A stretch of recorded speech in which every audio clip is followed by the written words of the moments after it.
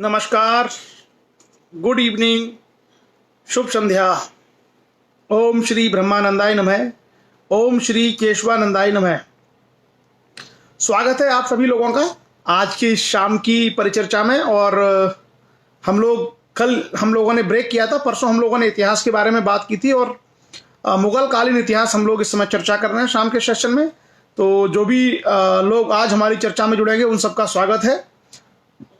धर्मेंद्र राजपूत, धीरज Kumar Kasganj, Yogesh Kumar ji, RBS Lodhi जी, लोधी गजेंद्र राजपूत जी, हमारे उत्तर प्रदेश लक्ष्य के प्रमुख पदाधिकारी मेघराज सिंह जी, धर्मेंद्र राजपूत जी, अंजलि राजपूत, राम लखन राजपूत जी, प्रमोद लोधी राजपूत, गौरव लोधी राजपूत, राम लखन राजपूत, लोधी गजेंद्र राजपूत जी, सुनील राजपूत रक्षा, ओम प्रकाश राजपूत जी, सत्यवीर सिंह जी, आप सभी का स्वागत है। और धीरे धीरे जितने सारे लोग हमारी चर्चा में जुड़ेंगे सबका हम स्वागत करते हैं। और पिछला जो सेशन था डॉक्टर सौरभ राजपूत जी एटा से, शिव सिंह आर राजपूत अहमदाबाद से हमारे बीच में गुजरात से, गिरीश भारत जी एटा से, लोधी शैलेंद्र राजपूत जी नोएडा से, सुनील सिंह जी ओम श्री ब्रह्मानंदाय नमः, लोधी भारत राजपूत गुड इवनिंग भारत, लोधी लाला भैया सिंह, लोधी पी के प्रेमी। हम लोग कोशिश करेंगे कि जितना जल्दी लोग जुड़ जाए उतना जल्दी हम लोग सेशन आरंभ करें। छोटा सा सेशन रखेंगे आज, क्योंकि 8 बजे माननीय प्रधानमंत्री जी का टीवी पर संबोधन है।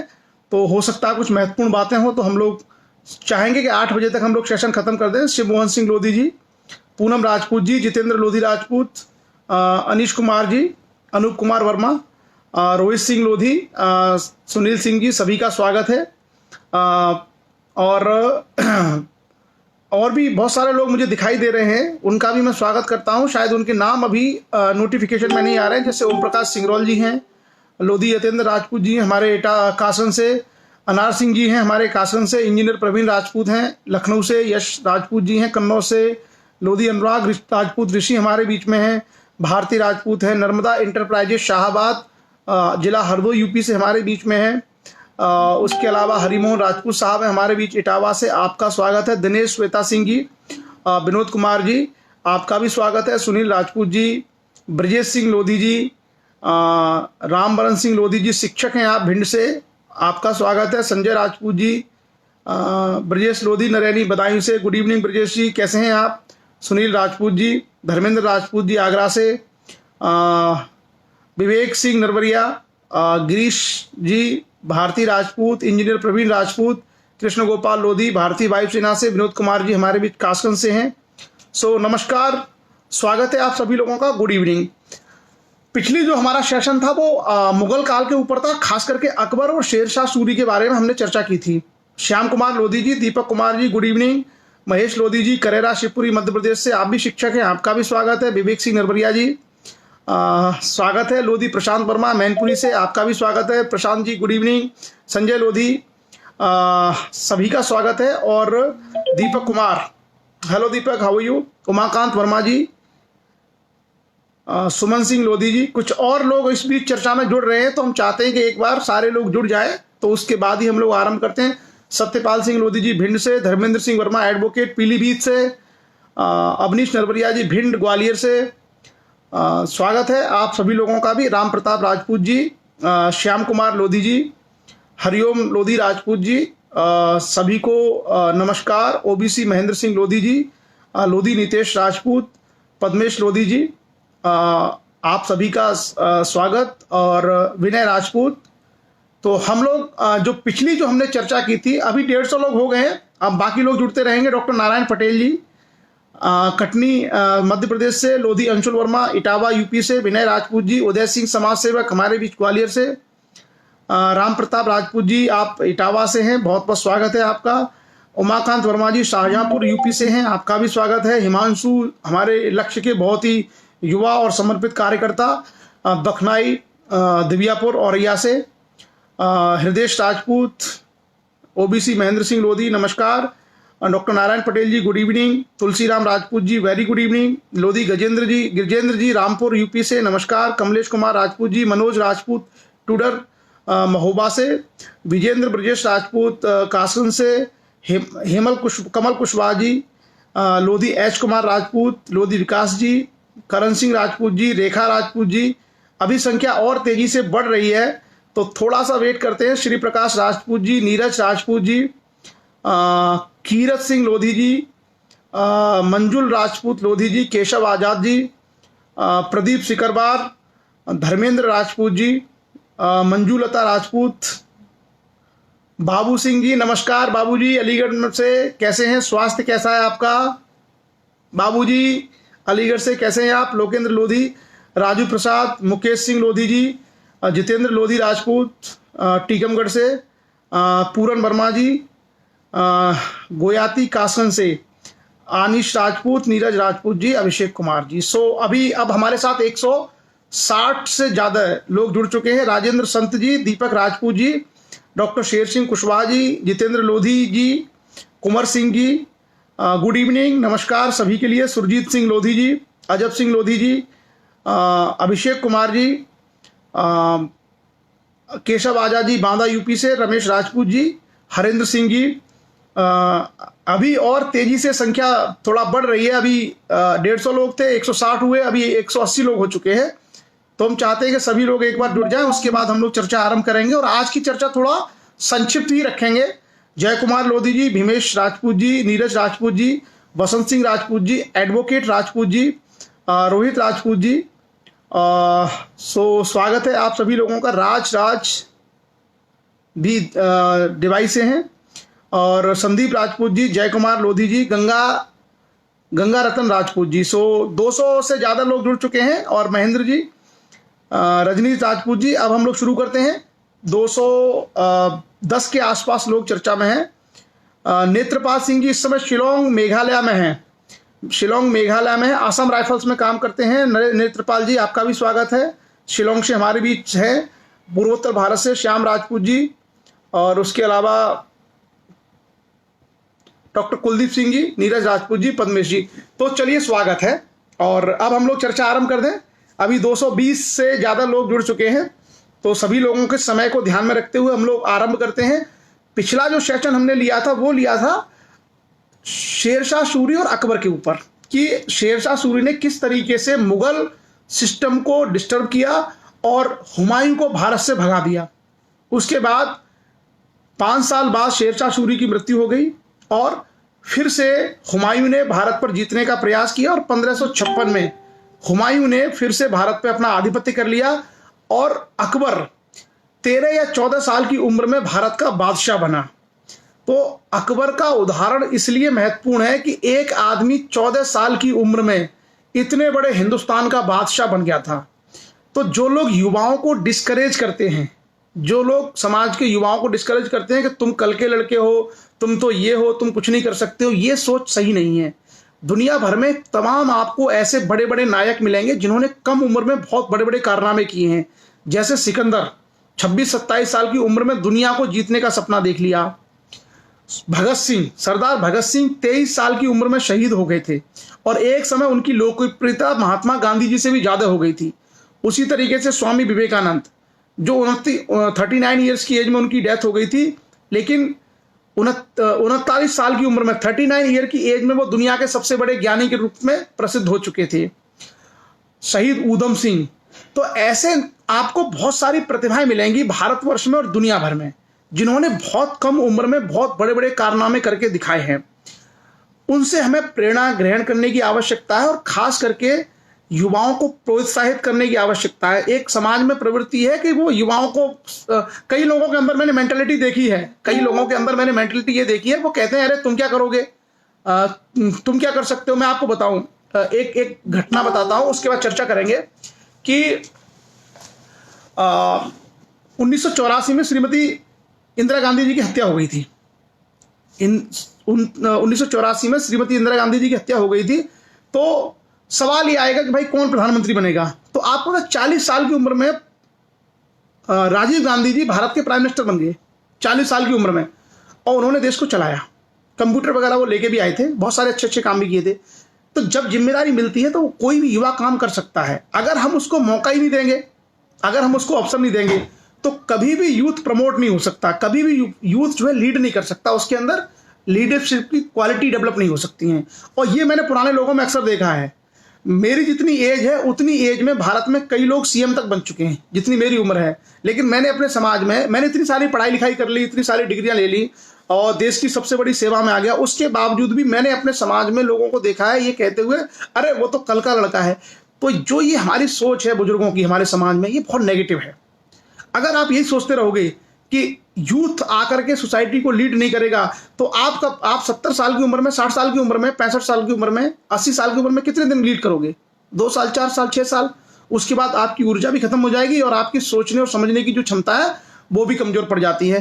तो जिन बुजुर्गों में, जिन पुराने लोगों में इस बात का ईगो भरा हुआ है कि वो कल का लड़का है, आप ये मान के चलिए कि उस तरीके से कभी भी सभ्यताओं ने और कभी भी राष्ट्रों ने इतिहास नहीं रचे। जब तक जिस समाज का, जिस राष्ट्र का युवा लीडर नहीं होगा, जिसके अंदर, लीडर का मतलब पॉलिटिकल लीडर नहीं, अगर आप के चुनाव लड़ने वाली बात नहीं, लीडर का मतलब जो लीड करे सोसाइटी को, आर्थिक रूप से लीड करना, सामाजिक रूप से लीड करना, शैक्षणिक रूप से लीड करना, तमाम उसके रास्ते हो सकते हैं। तो हम सब लोगों को ये बात बहुत ध्यान से रखनी चाहिए। इसका कंपैरेटिव स्टडी, मैं ये सब आपके सामने इसलिए रख रहा हूं क्योंकि मैं कंपैरेटिव रिसर्च करता हूं जर्मनी के भारत के इतिहास को लेके, ब्रिटेन और इंडिया की हिस्ट्री को लेकर के, इंडिया और यूएस की हिस्ट्री को लेकर के, जापान और चाइना की हिस्ट्री को लेकर के। मेरा अपना शौक है पढ़ने का और रिसर्च करने का। तो इन सारे देशों की, बहुत सारे देशों की जब मैं रिसर्च करता हूं तो उस रिसर्च में मैं देखता हूं कि इनकी प्रोग्रेस के पीछे, इनके आगे बढ़ने के पीछे कौन कौन से ऐसे कारक जिम्मेदार हैं। और देखिए, आप इतिहास में ढूंढिए, पुराने इतिहास में आप जाइए, मतलब महाकाव्यों में भी, आप अगर महाकाव्यों में भी देखेंगे, इतिहास के अलावा जो आपके पौराणिक साहित्य महाकाव्य हैं, कहानियां हैं, उसमें आप देखेंगे तो आप उसमें देखिएगा कृष्ण युवा, अर्जुन युवा, राम युवा। आप इतिहास में आ जाइए, पृथ्वीराज चौहान, महाराणा प्रताप, यानी जितने भी आप लोगों को पूरे इतिहास में आप सर्च करिए, अशोक, चंद्रगुप्त, ये सब लोग युवा हैं, सारे के सारे युवा हैं। चाणक्य बड़ा था उम्र में, लेकिन चंद्रगुप्त मौर्य एक युवा था और उस युवा ने अपने साहस के दम पर भारत के सबसे बड़े साम्राज्य पे अपना कब्जा कर लिया।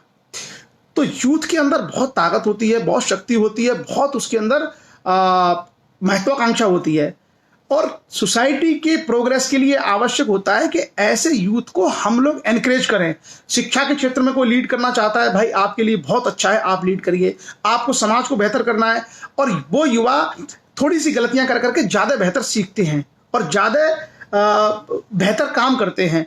तो जो ये सोच समाज में चल रही है ना पुरानी वाली, उस मानसिकता से बाहर निकलना चाहिए और पढ़ करके, रिसर्च कर करके, इतिहास का भी और साथ ही साथ कंटेम्प्रेरी वर्ल्ड का।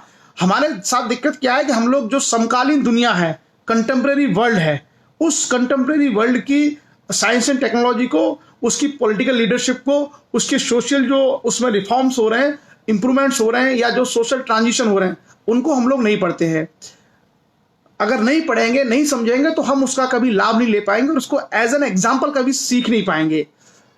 सोसाइटी में एक जो इस तरह की मानसिकता का विकास हुआ है, उसको हम लोगों को चेंज करना भी चाहिए समय के अनुसार। जैसे आपने देखा कि पुराने समय में हमारे जो बुजुर्ग थे वो धोती कुर्ता पहनते थे, हमारे पिताजी ने पैंट शर्ट पहनना शुरू किया, हमारे जनरेशन के लोग जीन्स पहनते हैं। हो सकता है आगे और भी परिधानों में बदलाव आए। तो ये परिवर्तन शाश्वत होता है, हमेशा, ये कभी रुकता नहीं है, ये अनवरत रूप से परिवर्तन चलता रहता है। तो हम लोगों को परिवर्तन को सम्मान करना, उसको स्वीकार करना आना चाहिए। उसके लिए हमारा हृदय विशाल होना चाहिए। और जैसे मैंने पहले भी कहा कई बार कि अगर आप नए पौधों को विकसित होने का अवसर नहीं दोगे, नए पेड़ों को आप विकसित होने का अवसर नहीं दोगे, तो पुराने जंगल जब कटेंगे तो उसके बाद आपके पास केवल ऊसर बचेगा, क्योंकि नए पौधे तो आपने लगने नहीं दिए। जब नए पौधे नहीं होंगे तो आपके पास क्या होगा? एक ऊसर भूखंड होगा जिसमें छांव का कोई माध्यम नहीं होगा, फलों का कोई माध्यम नहीं होगा। ये सीख पुराने लोगों को समझनी चाहिए और अगर समझते हैं तो निश्चित रूप से युवाओं के लिए रास्ता देंगे, उनके लिए आगे बढ़ने का और उनके अंदर गुणों को विकसित होने का वो अवसर देंगे। ऐसा करना चाहिए। हर सोसाइटी में होता है, हर समाज में ये होता है। पूरे दुनिया भर के समाजों का अध्ययन करते हैं हम, उसमें मैंने देखा है कि हर जगह ये होता है। हमारे यहाँ पता नहीं क्यों जो है यथास्थिति बनाए रखने की प्रवृत्ति है, और इसका बड़ा नुकसान होता है सोसाइटी को। आप अगर नंबर्स ऑफ आईएएस देखें, नंबर्स ऑफ साइंटिस्ट देखें, आप numbers of persons in army, air force और नेवी में अगर आप काउंट करें, या सीए, चार्टर्ड अकाउंटेंट और जो टेक्निकल सर्विसेज हैं उसमें आप देखें, तो वहां जब आपको ये नंबर गिरा मिलेगा तब आप समझ सकते हैं कि we are not promoting our youth. हम अपने यूथ को टैलेंटेड नहीं बना रहे, हम उनको लीडरशिप का मौका नहीं दे रहे, हम उनका जो एक मल्टी डायमेंशनल जो डेवलपमेंट हो सकता है उस डेवलपमेंट का हम उनको अवसर नहीं देते हैं, और अपना जो घाघ मानसिकता है उसको लेकर के बैठ चुके हैं। एक आदमी 1930, 1940, 1950 में किसी मानसिकता का था, आज 2020 है, बहुत समय चेंज हो गया। 60 सालों में, 50 सालों में 3 जनरेशन शिफ्ट होती हैं, तो 3 जनरेशन की सोच में, खान पान में, तौर तरीकों में काफी बदलाव आते हैं। अब हम लेके बैठ जाए 50 साल पुरानी बात कि नहीं उसी हिसाब से चलेगा, तो मत चलाइए आप मोबाइल, क्योंकि 50 साल पहले मोबाइल नहीं थे। मत जाइए आप ट्रेन में, मत जाइए आप हवाई जहाज में, मत जाइए आप, तो ये सारी चीजें तो नहीं थी पहले, बहुत सारी चीजें तो हम उनका हम उपयोग कर रहे हैं ना। आज जो है 60 साल का, 70 साल का आदमी भी मोबाइल चला रहा है, वो भी मोबाइल फोन यूज करता है 60 साल का आदमी, लेकिन वो व्यवस्था चाहता है वही पुरानी, आज से 60 साल पहले की। तो इस तरीके से नहीं चलता है। बहरहाल एक ये टॉपिक्स था जो पढ़ते पढ़ते, रिसर्च करते करते हमारे जहन में आ जाता है। अब हम बात करेंगे अकबर के बारे में। तो अकबर के बारे में हम लोगों ने चर्चा की थी कि अकबर ने किस तरीके से सरहिंद की जो लड़ाई थी और पानीपत का जो दूसरा युद्ध था 1556 में, उसको जीतने के बाद किस तरीके से भारत में, हिंदुस्तान में अपने साम्राज्य निर्माण की आधारशिला रखी, और 4 साल तक वो बैरम खां के संरक्षण में रहा जो उसका प्रधान सेनापति था। उसके बाद अकबर ने बैरम खां से छुटकारा पा लिया और फुल फ्लैज यानी संप्रभु शासक के रूप में भारत पर शासन किया, और वो तमाम सारे क्षेत्रों को उसने जीता बैरम खां ने, अकबर ने। और उसके बाद अकबर ने एक नई व्यवस्था भारत में कायम की, जिसकी चर्चा हम कर चुके हैं कि राजपूतों के साथ उसने वैवाहिक संबंध स्थापित किए और एक समन्वय बनाने का प्रयास किया। साथ ही साथ अगर धार्मिक नीति की बात की जाए तो अकबर ने अपनी धार्मिक नीति में सहिष्णुता बरती, चाहे वो हिंदू संत हों, चाहे वो जैन संत हों, चाहे पारसी हों, चाहे ईसाई हों, सबको उसने अपने इबादत खाने में आमंत्रित किया और सभी के विचारों को अकबर ने सुना, और उसके माध्यम से उसने सुलह कुल की नीति अपनाई, जिसको हम लोग तौहीद इलाही के रूप में भी या दीन इलाही के रूप में हम जानते हैं। हालांकि उसका प्रयोग बहुत सफल नहीं हुआ, पर उसने प्रयास जरूर ऐसा किया। तीर्थ यात्रा कर बंद करा दिया, जिजिया कर बंद करा दिया, मतलब धार्मिक आधार पर जो टैक्सेस लगते थे वो अकबर ने बंद करा करके भारत की जो मूल संस्कृति है, भारत की बेसिकली संस्कृति की पहचान यही है, बहुलता।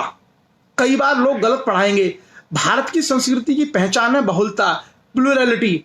प्लुरलिटी का मतलब होता है हम बहुभाषी हैं, बहुत तरह के खान पान है हमारे, बहुत तरह के पहनावे हैं, बहुत तरह की बोलियां हैं, बहुत तरह की भाषा हैं, बहुत तरह के धर्म हैं, बहुत तरह की पूजा पद्धति हैं। भारत एक मल्टी कल्चरल कंट्री है, एक ऐसा देश है जिसमें बहुलता है, प्लुरलिटी है, कोई सिंगल चीज नहीं है। कोई ये नहीं कह सकता कि मेरा मत सर्वश्रेष्ठ है, या मैं ही सबसे अच्छा हूं, या मेरी ही भाषा सबसे अच्छी है, या मेरा ही खाना सबसे अच्छा है। ऐसा भारत में आप नहीं कह सकते।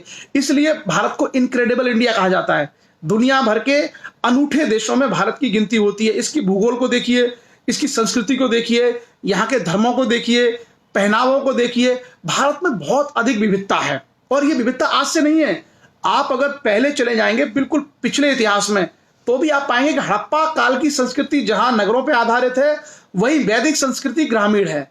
उसके बाद हम आगे जब आते हैं गौतम बुद्ध के काल में, तो एक तरफ जहां पर गणराज्य है, दूसरी तरफ मगध जैसे बड़े साम्राज्य भी हैं। तो भारत में एक साथ ही लोकतंत्र भी है, राजतंत्र भी है, तमाम तरह के धर्म हैं, दार्शनिक संप्रदाय हैं। ये सारी की सारी चीजें भारत में हमेशा से विद्यमान रही हैं, और यही भारत की खूबसूरती भी है। तो ये जो सारी चीजें हैं, ये अकबर ने भारत की उसी संस्कृति की नब्ज को पकड़ लिया था। अकबर को लगता था कि अगर मैं कट्टर इस्लाम को अपनाऊंगा तो कट्टर इस्लाम को अपनाने पर भारत के सभी लोग मेरे से नाराज हो सकते हैं, और क्योंकि मुगल अल्पसंख्यक थे, मुगल तो हजारों की संख्या में आए थे केवल, अगर मैं कट्टर इस्लाम को अपनाऊंगा तो हो सकता है भारत के लोग मेरे विरोध में चले जाए और मेरा शासन यहां से समाप्त हो जाए। तो इसलिए उसकी राजपूती नीति हो, चाहे उसकी धार्मिक नीति हो, चाहे जो मनसबदार बनाए थे, उसने बहुत सारे राजपूत राजाओं को मनसबदार बनाया था। जैसे मिर्जा अजीज को का है, आपका मान सिंह है, भगवंत दास है, इन सबको मनसबदार बना करके प्रशासन में ऊंचे ऊंचे पदों पर बिठाया। तो यह दर्शाता है कि अकबर ने भारत की जो सामासिक संस्कृति, जिसको बोलते हैं कंपोजिट कल्चर, भारत की जो संस्कृति है दैट इज कंपोजिट कल्चर, उसको ध्यान में रखा। और यही वर्ड हमारे संविधान में आया है। आप अगर संविधान में मौलिक कर्तव्यों को पढ़ेंगे तो उसमें लिखा है कि प्रत्येक नागरिक का कर्तव्य है कि वो भारत की सामाजिक संस्कृति को बनाए रखे। एवरी सिटीजन जो है इंडिया का, उसकी ड्यूटी है, फंडामेंटल ड्यूटी, कि वो इंडिया का जो कंपोजिट कल्चर है उस कंपोजिट कल्चर को बना के रखे। कंपोजिट मतलब मिली जुली संस्कृति को बना के रखे और उसका सम्मान करे। तो ये सारी चीजें हमें अकबर के शासनकाल में और प्रशासन में भी दिखाई देती हैं। अब जैसा हमने कहा था कि अकबर के शासनकाल में हम 2-3 चीजें और देखेंगे। एक हम देखेंगे कि अकबर के समय में 9 रत्न थे उसके दरबार में। अकबर के दरबार में 9 रत्न थे जिसकी बात हम लोग नहीं कर पाए थे। और दूसरा हम देखेंगे कि अकबर कालीन जो है कृषि इत्यादि व्यवस्थाएं क्या थी। तो सबसे पहले मैं बताऊं अकबर के दरबार के 9 रत्न। क्लियर दिया है। अबुल फजल फैजी, ये दोनों लेखक थे और कवि थे। तानसेन, ये संगीतकार थे। बीरबल, ये अकबर के सलाहकार थे। राजा टोडरमल, ये अकबर के राजस्व और वित्त मंत्री थे। राजा मानसिंह, ये राजा मानसिंह बेसिकली जयपुर के आमेर का जो रियासत थी उसके रहने वाले थे। अब्दुल रहीम खान खाना, ये बेसिकली बैरम खां के ही बेटे थे। और फकीर अजीउद्दीन, ये अकबर के चिकित्सक थे, हकीम। और मुल्ला दो प्याजा, ये 9 रत्न अकबर के दरबार में थे। अब इनकी एक एक करके हम चर्चा करते हैं कि इन लोगों के क्या क्या काम थे। तो सबसे पहले आता है नाम अबुल फजल। अबुल फजल बेसिकली अकबर के शासनकाल की घटनाओं को लिखने वाले, लिपिबद्ध करने वाले इतिहासकार थे। और इन्होंने अकबरनामा जो किताब है वो अबुल फजल ने ही लिखी है। आईन अकबरी, आइन माने होता है संविधान। तो अकबर के समय जो संविधान लिखा गया है, जो इतिहास लिखा गया है, उसको हम लोग अकबरनामा या आइन ए अकबरी, शॉर्ट में हम लोग बोलते हैं आइन ए अकबरी। आइन ए अकबरी या आइन ए अकबरी अबुल फजल ने लिखा था। और अबुल फजल का जन्म बेसिकली आगरा में हुआ था। और अकबर के दरबार में या अकबर के जो राज्यकाल था उसमें जितनी घटनाएं होती हैं उन सारी घटनाओं को लिपिबद्ध करने का, लिखने का काम किया था अबुल फजल ने। और अबुल फजल के जो पिताजी थे उसका नाम था शेख मुबारक। और शेख मुबारक ने ही महजरनामा जारी किया था। उस महजरनामे क्या था कि महजरनामा के अनुसार अकबर को धर्म का प्रमुख घोषित कर दिया गया था। यानी कोई काजी धर्म की व्याख्या नहीं करेगा बल्कि कौन करेंगे? अकबर। तो ये एक बहुत बड़ा परिवर्तन था मुगल हिस्ट्री में कि बादशाह ही धार्मिक मामलों का प्रमुख हो गया था। और किसी भी समाज के लिए अच्छा होता है कि धार्मिक मामले राज्य के अंदर आ जाएं। मतलब राज्य अगर उनको कंट्रोल करेगा तो धार्मिक आधार पर भेदभाव और ये कटुता नहीं बढ़ेगी। और जब धार्मिक लोगों को स्वतंत्र छोड़ दिया जाता है तो वो एक दूसरे के प्रति वैमनस्यता और तमाम तरह की समस्याएं भी खड़ी कर सकते हैं। उसके बाद दूसरा जो नवरत्न था उसका नाम था फैजी। फैजी बेसिकली एक फारसी में कविताएं लिखता था और बहुत बड़ा साहित्यकार था। अकबर ने इसे अपने जो अकबर के बेटे थे, खास करके ये सलीम और जहांगीर वगैरह, इनका शिक्षक नियुक्त किया था।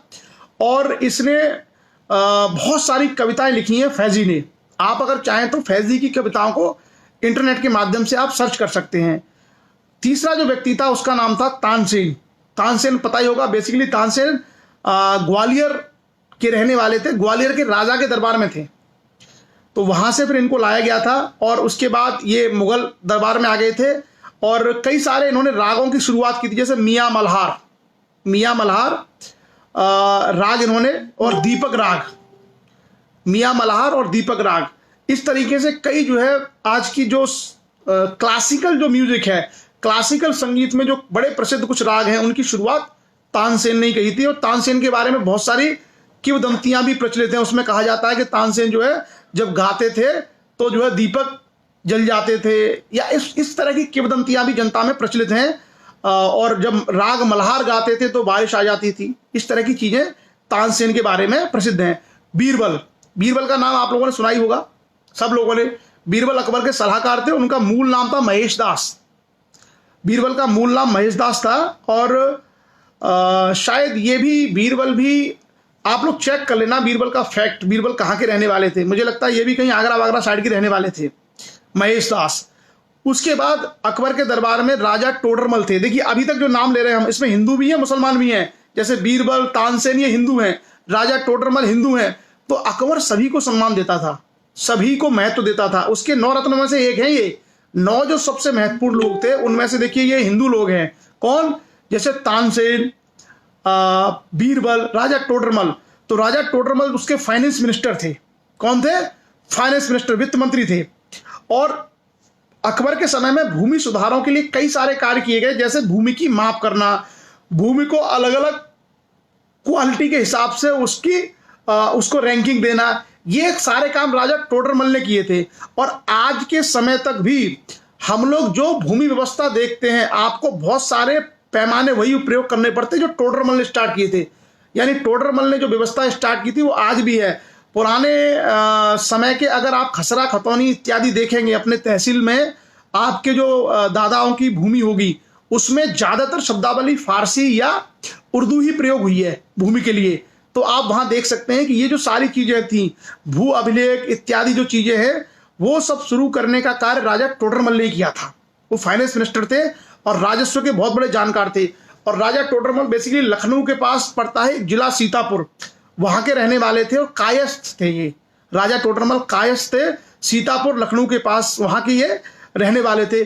जो प्रशासनिक सेवाएं आज हम देखते हैं, जिनको आगे चल करके ब्रिटिश हुकूमत ने व्यवस्थित किया था, ये सारी की सारी जो प्रशासनिक व्यवस्थाएं हैं, वो सारी प्रशासनिक व्यवस्थाओं को शुरू करने का कार्य राजा टोडरमल ने ही किया था। बाद में चल करके अंग्रेज इसको कॉन्वेंट सर्विस के रूप में और इंडियन सिविल सर्विस के रूप में लेके आए थे, जो आईएएस, आईपीएस, पीसीएस बनी थी।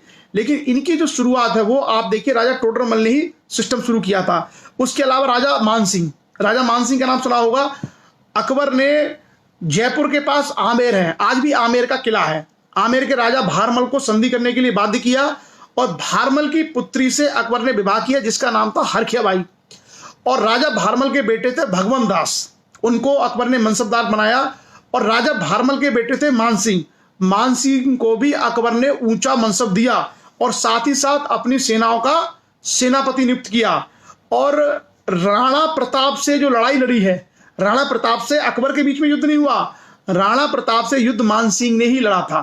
तो मानसिंह जो है अकबर के एक प्रमुख सेनापति थे। क्लियर? उसके बाद आता है अब्दुल रहीम खान, ये बहुत बड़े कवि थे।